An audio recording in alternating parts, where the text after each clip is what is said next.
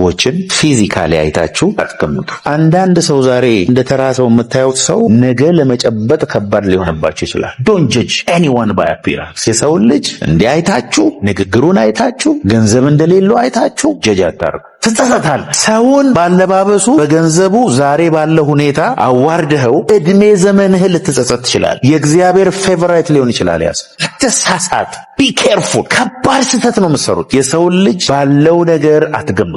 ከአምላኩ ጋር ያለውን ፌሎሺፕ አታውቅም። እግዚአብሔር ከየት አንስቶ የት እንደሚያደርሰው አታውቅም። ነገ ምን እንደሚሆን አታውቅም። በተለይ ታዳጊ ልጆችን አታሳዝን። የህይወትን ዕጣ ፈንታ የሚወስን ሰው ሊሆን ይችላል። 12 ዓመት ያልበረደ እሳት። የዛሬ 12 ዓመት አገልግሎት ስጀምር መንፈስ ቅዱስ እጅግ አብዝቼ እሰብክ ነበረ። ከዚህም የተነሳ ብዙ ሰዎች በተለያየ መንገድ ሰደቡኝ፣ አገልግሎቴንም አጣጣሉብኝ። እሳት ከማለት ውጪ ስብከት የለውም፣ መንፈስ ቅዱስ ብቻ ይላል፣ ቅባት ብቻ ይላል። አንዳንዴ እንደ አለማወቅ አድርገው ያነሱታል። ብዙ መጽሐፍቶችን በውሸት ጻፉብኝ፣ አሳደዱኝ። እኔ ግን የገባኝን እውነት መስበክ ቀጠልኩኝ። ምክንያቱም አገልግሎት ስጀምር ጌታ ስለ መንፈስ ቅዱስ ለትውልድ እንዳስተምር ተናግሮኝ ስለነበረ። ጌታ ግን ታማኝ ነው፣ የሰበኩትን በህይወቴ ፈጸመው። ዛሬ 6ቱንም አህጉር 53 ሀገራትን በአገልግሎት ብቻ ሄጃለሁ።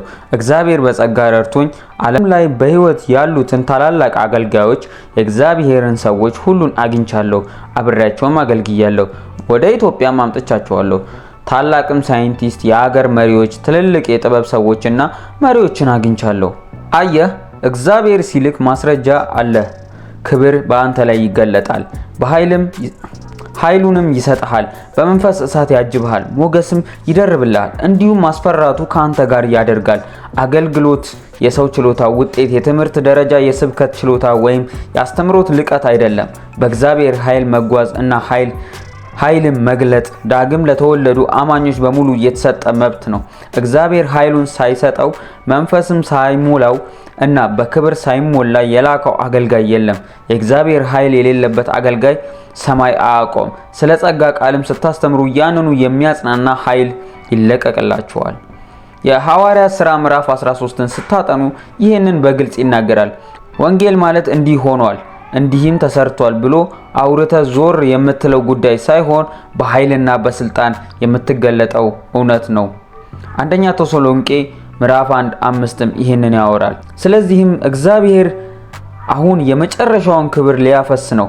ተዘጋጁ። ትውልዱን ከማይመጥንና ኃይል ከማይገልጥም ከእግዚአብሔር ኃይል እውነት ከራቀ ዘመንም አመጣሽ እና ተራ ፍልስፍና ራቁ። የእግዚአብሔር ቃል ኃይል ከሚክድ አስተምሮ ራቁ።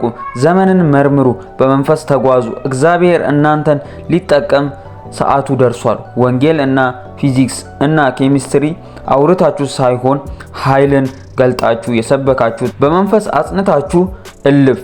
የእግዚአብሔር ኃይል ከእናንተ ጋር በእናንተ ላይም እና በእናንተ ውስጥ አለ። ስለዚህም የጌታን ክብር ግለጡ ይለናል ሐዋርያት ታምራት ታረቀኝ።